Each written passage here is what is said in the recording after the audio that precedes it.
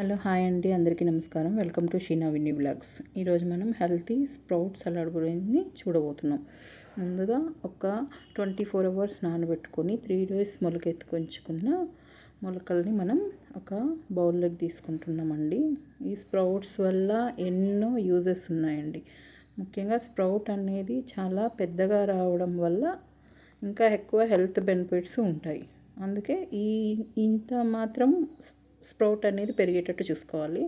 దీంట్లోకి ఒక half onion cut చేసుకున్నది, అలాగే కొంచెం క్యాబేజీ తురుము వేసుకోవాలండి.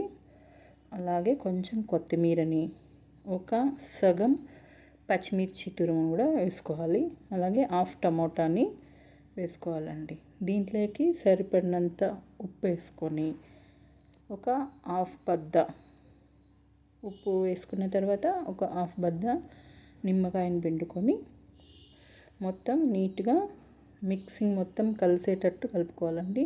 మీకు ఇష్టమైతే ఈ టైంలోనే కొంచెం జీరా పౌడర్ కానీ లేదా మిరియాల పొడి కానీ యాడ్ చేసుకోవచ్చు.